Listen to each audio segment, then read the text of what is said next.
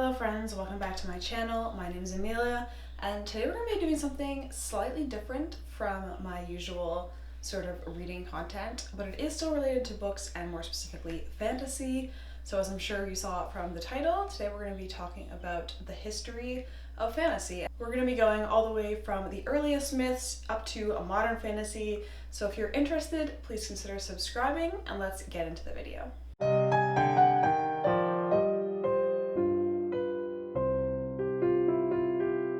Alright, so if we want to look at the definite beginning of fantasy, we got to go back, way back to when humans crouched around the fires of their hunter-gatherer societies and told each other stories. So the stories that our ancestors told each other came often in the form of myths, which were stories that explained the world around them and typically included some sort of fantastical elements. And in his book Sapiens, Yuval Noah Harari writes that shared myths were one of the things that allowed early humans to work together in groups larger than seen anywhere else in the animal kingdom. He also writes that after the agricultural revolution, human societies grew even larger and more complex, while the imagined constructs sustaining this social order also became more elaborate.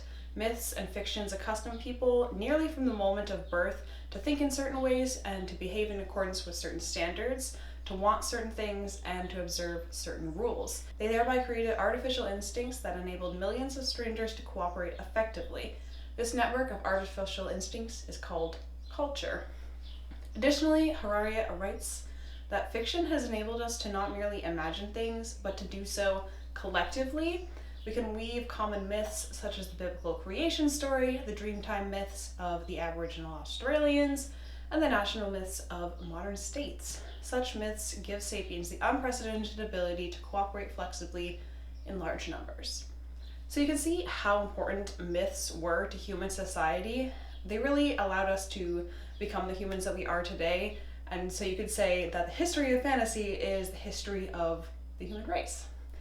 But myths in turn evolved into epics and legends, with the oldest known written myth being the Epic of Gilgamesh, which was a story written on 12 clay tablets following the life and adventures of the king Gilgamesh. Other commonly known ancient epics include Greek stories like the Illiad and the Odyssey, as well as the Arthurian legends and other medieval chivalric legends. In addition to the fantasy and epics and legends, we also have folklore and fairy tales.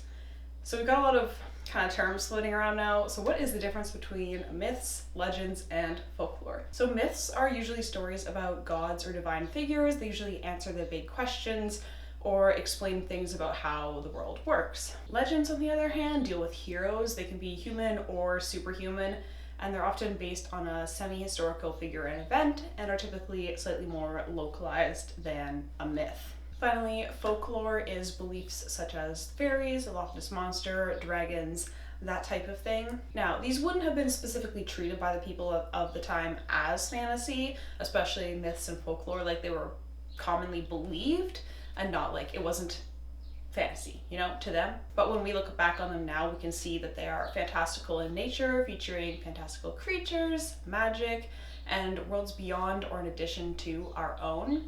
In fact, a lot of current fantasy borrows creatures or even worlds heavily from a lot of these early stories. You see that all the time with like fae and that kind of thing. Our ancestors crouched around the fire and told folk stories because they allowed societies to pass useful information from generation to generation and increase that group's odds of survival. But they also allowed them to pass on the morals and ethics of the group, reinforcing their commonly held beliefs. And going back to Sapiens, this increases their ability to work together towards shared goals. Now, 19th and 20th century myths were largely seen as children's stories, but they did inspire early and modern fantasy authors. For example, Beowulf inspired Smaug in The Hobbit, and Tolkien was very taken with the story overall, completing his own translation. Tolkien and Lord of the Rings are considered to be like the birth of modern fantasy, and while I think Lord of the Rings is probably the story with the single greatest influence on the genre, there were fantasy novels that predated it, including The King of the Golden River by John Ruskin, 1841, a very fairy tale-esque story. We also have Phantastes, a fairy romance for men and women by George Macdonald, 1858, which is said to be the first fantasy novel written for adults. And Macdonald also wrote a variety of other fantasy stories and may have inspired Lewis Carroll, author of Alice in Wonderland, with whom he was friends, and encouraged to publish Alice. Speaking of Alice, we of course have Alice in Wonderland by Lewis Carroll in 1865, and The Well at the End of the World by William Morris in 1896, which is said to be the first fantasy book taking place entirely in a world different from our own. Additionally, we have Robert E. Howard, who was a writer of many short stories, creator of the character Conan the Barbarian, and also credited as the father of the sword and sorcery subgenre. The next year, we get the first release from the man considered by many to be the father of modern fantasy, and I am of course talking about The Hobbit by JRR Tolkien. You cannot talk about the history of fantasy without talking about Tolkien and Lord of the Rings. Tolkien began writing stories in and developing the world of Middle-Earth during World War I. Most of this content would eventually appear in the Silmarillion, and after the war, he worked for the New English Dictionary, and then later as a professor at Oxford, where he and a group of others founded a group known as the Inklings. This group included C.S. Lewis, another giant in the world of fantasy who we'll talk about in a little bit. And The Hobbit began as a bedtime story for Tolkien's children, before being published to immediate success in 1937, prompting his publisher to ask for more similar material, to which he came back with pieces of what would become the Silmarillion, which, was not exactly the follow-up to the children's story that the publishers had in mind, and they asked him for something else. You gotta give us something else, buddy, and he agreed. And in 1954 and 1955, The Lord of the Rings was published in 3 parts, as we know them today: The Fellowship of the Ring, The Two Towers, and finally, The Return of the King. Tolkien's influence in the post-Tolkien era. Now, there was a pretty big gap between the publishing of The Hobbit and Lord of the Rings, and many things were published in that time, including the beginning of the aforementioned C.S. Lewis's Chronicles of Narnia, a 7-book children's series in the as of yet unestablished subgenre of portal fantasy, which apparently Tolkien wasn't the biggest fan of it. He felt Lewis drew too much inspiration from his world of Middle-Earth, because he'd been sharing, his progress with his writing friends. Many authors credit Tolkien as being their inspiration or being inspired by elements of Middle-Earth. For example, Terry Brooks specifically in the Shannara Chronicles, as well as George R.R. Martin with Song of Ice and Fire, Stephen King with The Dark Tower, and Christopher Paolini with The Inheritance Cycle, as well as many more, all who have actively acknowledged Tolkien as an influence. However, even authors who don't say that they were specifically inspired by Tolkien are likely to some extent influenced by Lord of the Rings, if only by having read any of the many, many fantasy books that draw some element from Lord of the Rings, so it's kind of hard to escape. I would say it's pretty hard to find a fantasy book where you couldn't draw some comparison to Lord of the Rings, whether or not it was an intentional choice by the author. Shannara, released in 1977, in particular, was one of the first books to be released that directly drew on Tolkien's work and marketed itself to Tolkien fans who were looking for more like that. Shannara was actually the first fantasy novel to appear on the New York Times bestseller list, proving to publishing houses that people wanted more fantasy and contributing to the boom of fantasy that took place in the later 70s and through the 80s. It was a while between the publication of Lord of the Rings and the widespread boom in publishing and reading fantasy. We got a few fantasy books in the 60s, probably most notably Ursula K. Le Guin's Wizard of Earthsea and Dragonflight by Anne McCaffrey. But fantasy really started to pick up in the 70s, giving us the aforementioned Sword of Shannara, The Princess Bride, Nine Princes in Amber, Watership Down, Interview with the Vampire, and many more stories that were extremely influential on the developing genre. During the 70s and into the 80s, sequels to many of these influential series were released, and the popularity of fantasy began to grow. By the end of the 80s, fantasy was a firmly established genre with many entries by a variety of authors.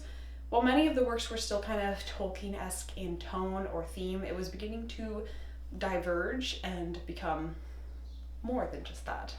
In 1988, another series that would go on to be hugely influential in the fantasy realm had its first book released, and this is The Dragonbone Chair by Tad Williams. This was the first book to his trilogy Memory, Sorrow, and Thorn, which I actually read last year. Memory, Sorrow, and Thorn is clearly heavily inspired by Tolkien, but it uses his influence in unique ways to create a world and story that reminds the reader of Tolkien, but darker, with twists and changes that make it entirely its own thing. Memory, Sorrow, and Thorn also had an influence on the general form of fantasy books, with each of the first two books being quite long, around 600 pages, but the final book, To Green Angel Tower, being one of the longest books ever written at 1,083 pages or 520,000 words. So big fat books, or BFB, are a common sight in fantasy, to the point where when I pick a fantasy book up and I see it's under 600 pages, I'm like, ooh, a nice short little fantasy read. Modern fantasy writer Brandon Sanderson is a particular fan of the BFB, as you can see in his Stormlight Archive series, and we'll have to see if he tries to come for Green Angel Tower's crown. But aside from length, Memory, Sorrow, and Thorn is also responsible for the extremely popular Song of Ice and Fire, better known as Game of Thrones, with author George R.R. Martin saying that he had previously no interest in writing in the fantasy genre until he read Dragonbone Chair and saw that fantasy could be so much more than just Lord of the Rings, however great that may be. And Williams is currently following Memory, Sorrow, and Thorn up with the Last King of Osten Ard series, which is set in the same world but several decades later, with the final book to be released later this year. So if you've been considering reading the Osten Ard world, you may want to start now in order to get through the monolith that is Green Angel Tower before the November release date. In 1990, we said hello to another major giant in the fantasy world, perhaps the second most commonly known and influential series, Robert Jordan's The Wheel of Time, with the release of The Eye of the World. Although Game of Thrones is pretty well known since the TV series came out, but anyway. Originally planned as a trilogy, then expanded to a 6-book series, the epic series rounded out at a whopping 14 books plus the prequel, with a total word count of 4,369,295.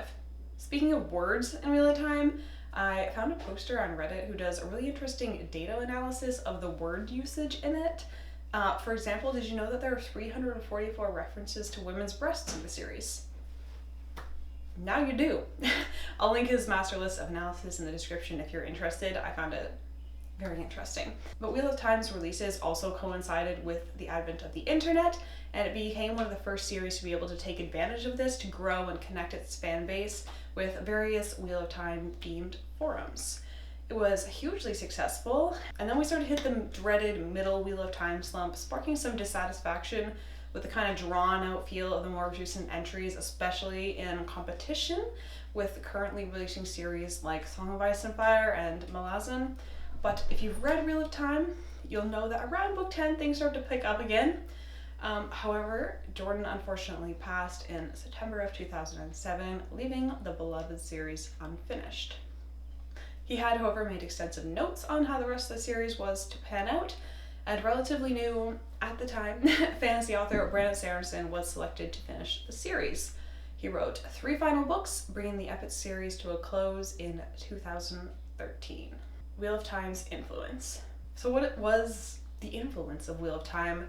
Well, one of the main things was the breaking of the trilogy format. A lot of stuff had previously been trilogies, and now all of a sudden we're getting into the fantasy epic scope. A lot of books, you know. It was also one of the first to feature a lot of female characters, especially ones that kind of had agency.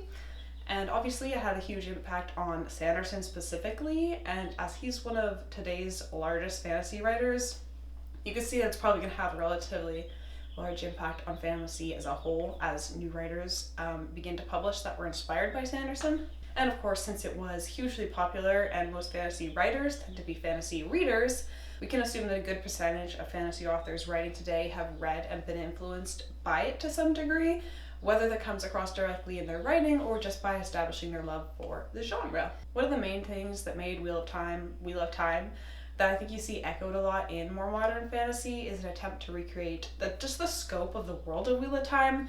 It's got so many realms and kingdoms of peoples, each with their own distinct cultures, and I think that you see that due to a smaller degree in a lot of modern fantasy whether or not Wheel of Time was the first one or the reason for it. It just is one that happened to do it. I think you also see a lot of other elements that Wheel of Time used being reused.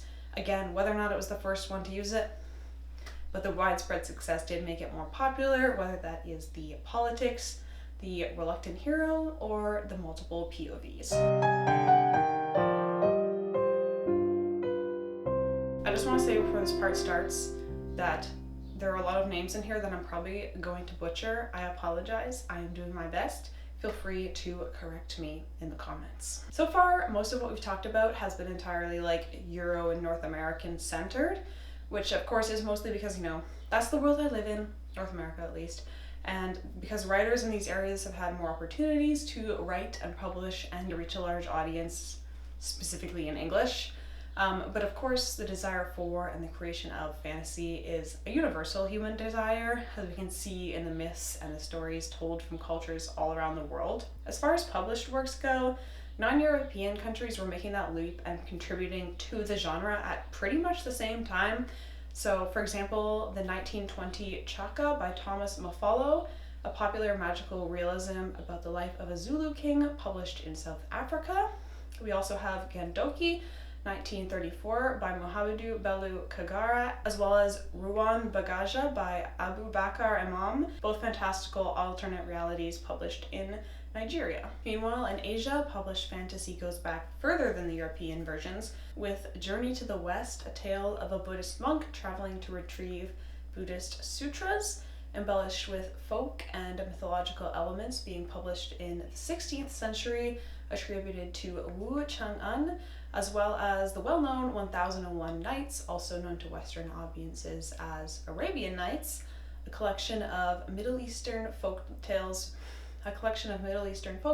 first printed in 1775. From South America, I didn't find works from quite that early, but you can see the beginnings of the magical realism that they come to be known for, with Men of Maze, 1949 by Miguel Asturias, his only work translated into English, and part of the UNESCO collection of representative works, which tells the tale of a village who comes under threat from colonizers and draws on Mayan folklore in the course of its tale. Additionally, we have Kingdom of the World, which was also published in 1949 by Cuban author Alejo Carpentier.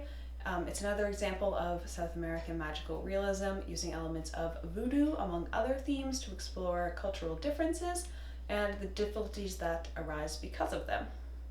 While magical realism did kind of exist in the Eurocentric canon, this South American flavor and influence didn't spread widely until the release of 100 Years of Solitude by Gabriel Garcia Marquez, 1970, and since has been a widely used technique. So while we're talking about magical realism, let's talk about subgenres. In the beginning of fantasy, the only real main divider was between children's fantasy and adults fantasy, because there wasn't really enough published works in the budding genre to have a bunch of separate subgenres. Works published during that time may be called one subgenre or another by us now, but at the time they would have just been fantasy. So we've already talked a little about magical realism and its roots in South America, but what about the others? According to some, there are as many as 50 fantasy subgenres, depending on how finely you want to split those hairs. However, I think it's more useful to look at it at a slightly higher level and consider that some on those lists of 50 plus maybe like subgenres that could be filed under one of these main umbrellas. So first we have high fantasy, followed of course by low fantasy. Then we have magical realism, sword and sorcery, urban fantasy, paranormal romance, dark fantasy, grimdark fantasy, fables, fairy tales, superhero fantasy, cozy fantasy, portal fantasy, Arthurian fantasy, wuxia fantasy, sci-fi fantasy, and dystopian fantasy. Now, I'm not going to go over how each and every subgenre diverged or what are its characteristics, but if you want a video going in depth into fantasy subgenres and their origins, let me know in the comments. So we're not going to go into everything, but we can talk a little bit about how we got to a place where some people may consider there to be 50 genres of fantasy. I think it was somewhat inevitable that as the collection of written fantasy grew, groups of similar stories would begin to emerge within the greater collection of fantasy. So Tolkien established the typical good versus evil that we associate with epic fantasy, and while this served for many stories, with any trope, there are going to be people who look at it and think, how can I subvert this or make it different in some way? And the subversion of this black and white, good versus evil thinking, of course, led us to the morally gray with stories like George R.R. Martin's Song of Ice and Fire, as well as Joe Abercrombie's First Law series, along with others that led to the birth of the grimdark genre, which is a subgenre symbolized by its morally ambiguous characters, gritty worlds, and dark on-page violence. Today's global market and the increasing number of books published by authors of a greater variety of backgrounds, whether they are from different countries or different sexualities or just different circumstances in general, has further diversified fantasy as the diversity of lived experiences creates an equal diversity in their stories and in fantasy as a whole. So here we are in the present day with a huge, diverse beast that is the modern fantasy world. I'm sure if you're watching this, you're probably pretty familiar with the state of modern fantasy with giants like Brandon Sanderson, Stephen Erickson, Terry Pratchett, and Robin Hobb, as well as a plethora of other authors. However, I think that while fantasy has come a long way towards diversity of stories and authors, I think that the future holds even more diversity. Many of the popular adult fantasy books are still published by white men, and while writers like Sanderson and other white men do have the ability to create beautiful stories, these stories do all tend to pull from similar experiences, like to a degree, obviously, of course, they all have different lives and whatever. So they all kind of have a slightly similar flavor, even if the story elements and the story itself feels quite unique. I think that as more books are translated from other languages or are written by people of different experiences, fantasy will begin to branch out even more, potentially creating even further subgenres. We can see that even happening now as writers like Sarah J. Maas, love her or hate her, but her books and the books like them have created a new romantasy subgenre, a genre that exists because more female writers began writing fantasy with a different perspective from the white male perspective and with a different audience in mind as well. The future is bright for fantasy, I hope, and I personally am excited to see how the genre continues to grow and evolve over the course of my lifetime. But that is all that I have for you guys. I hope you have enjoyed this video, even if it was slightly different from what I usually do. Let me know in the comments if you liked it, if you want more of this type of talking, deep dive into elements of fantasy type of video. But that is all that I have for you today. Thank you so much for watching, and I will see you next time.